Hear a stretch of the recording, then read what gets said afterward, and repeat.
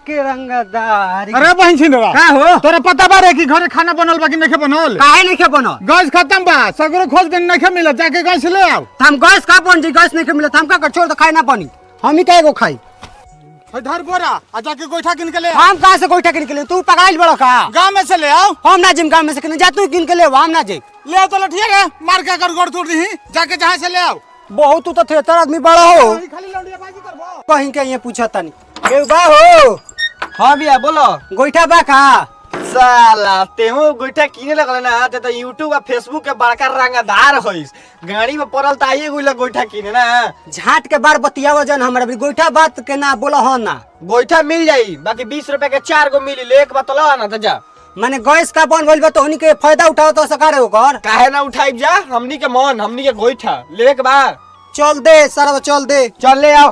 देख ले बाबा। दो 30 रुपए के। ला ये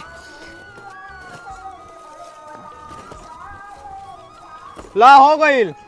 भाई 30 रुपए का तनिए गोइठा हो। तो आपके तारा का लगा के भाड़ी में का ले भइल बड़ा तू ये लोगत नो गोइठा के दाम आसमान छुअत जा।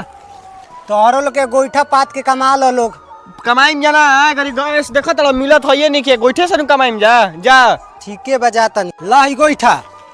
हई बड़ा कम में गोइठा ले ले रे। तो का करी 20 रुपए के 4 गो गोइठे देता सो उतना कम तर ढेर मिल गुल बाटे। महंगा देले बने से ना। ना महंगा ये से ना, तू अपना मेहरानू के खाली घर में सुताव बैठाव। अब कहा ला गोबर पाथे को तो ना, गोबर मैं उठा के खेत में फेंक बदला फिर का खेत में। अच्छा अब तो पाथई के पड़ी, चल चल जाए तो हटाओ।